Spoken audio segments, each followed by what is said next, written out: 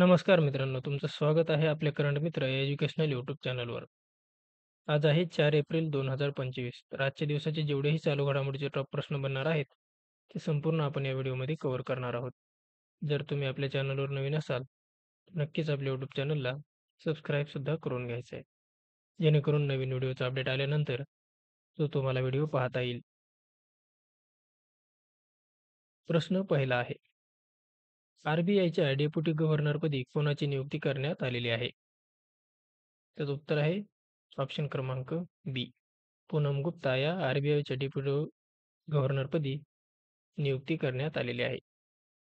समोरचा आहे प्रश्न क्रमांक 2. SpaceXने खालीलपैकी कोणते मिशन लॉन्च केलेलं आहे? त्याचं उत्तर आहे ऑप्शन क्रमांक ए. फ्राम 2. फ्राम 2 हे SpaceXने मिशन लॉन्च केलेलं आहे.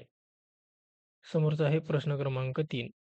12व्या आशिया हॉकी कप 2025चे आयोजन कोणत्या देशामध्ये करण्यात येणार आहे? त्याचं उत्तर आहे ऑप्शन क्रमांक डी. 12व्या आशिया हॉकी कप 2025चं आयोजन भारत देशामध्ये बिहार या राज्यामध्ये करण्यात येणार आहे. समोरचा आहे प्रश्न क्रमांक 4. पहिला विश्व बॉक्सिंग कप 2025 कोणत्या देशात होणार आहे? त्याचं उत्तर आहे ऑप्शन क्रमांक बी. ब्राझील या देशामध्ये पहिला विश्व बॉक्सिंग कप 2025 होणार आहे. समोरचा आहे प्रश्न क्रमांक 5. कोणत्या कालावधीमध्ये पहिला विश्व बॉक्सिंग कप 2025 हा ब्राझीलमध्ये होणार असून त्याचं आयोजन कधी करण्यात आलेलं आहे? त्याचं उत्तर आहे ऑप्शन क्रमांक डी.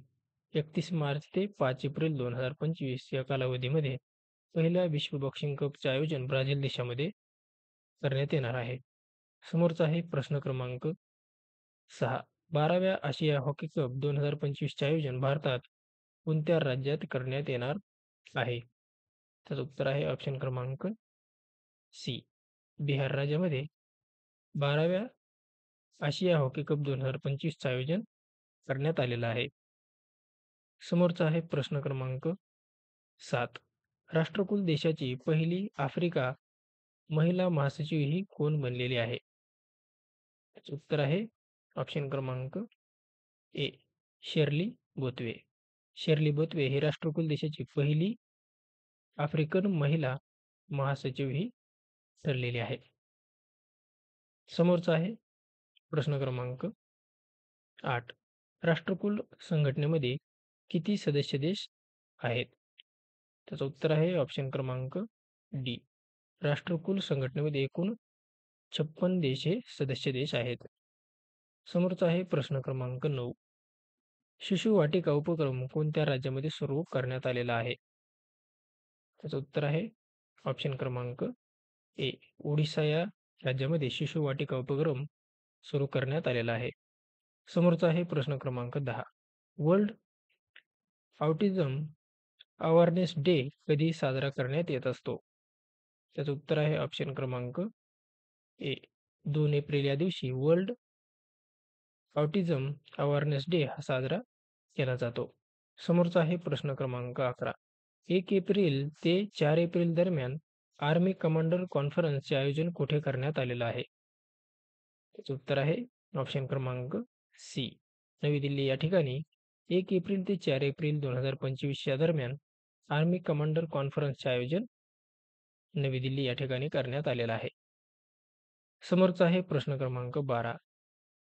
नीती NCAER स्टेट इकॉनॉमिक फोरम पोर्टलचे उद्घाटन कोणाच्या हस्ते करण्यात आलेलं आहे? त्याचं उत्तर आहे ऑप्शन क्रमांक डी. निर्मला सीतारामन यांच्या हस्ते या पोर्टलचं उद्घाटन करण्यात आलेलं आहे. समोरचा आहे प्रश्न क्रमांक 13. ट्रेड वॉच रिपोर्टचा सेकंड एडिशन हा कोणी जारी केलेला आहे? त्याचं उत्तर आहे ऑप्शन क्रमांक ए. नीती आयोगामार्फत ट्रेड वॉच रिपोर्टचा सेकंड एडिशन हा जारी करण्यात आलेला आहे नीती आयोगामार्फत. समोरचा आहे प्रश्न क्रमांक 14. भारत आणि जपान यांच्यामध्ये तिसरी अंतरिक्ष वार्ता कुठे आयोजित करण्यात आलेली आहे? त्याचं उत्तर आहे ऑप्शन क्रमांक सी. टोकियो या ठिकाणी भारत आणि जपान यांच्यातील तिसरी अंतरिक्ष वार्ता आयोजित करण्यात आलेली आहे टोकियो या ठिकाणी. समोरचा आहे प्रश्न क्रमांक 15. भारत आणि कोणत्या देशामध्ये टोकियोमध्ये तिसरी अंतरिक्ष वार्ता आयोजित करण्यात आलेली आहे? त्याचं उत्तर आपण आताच पाहिलेलं आहे. ऑप्शन क्रमांक बी, जपान. समोरचा आहे प्रश्न क्रमांक 16. विकसित भारत युवा संसद 2025 चे आयोजन कुठे करण्यात आलेलं आहे? त्याचं उत्तर आहे ऑप्शन क्रमांक बी, नवी दिल्ली.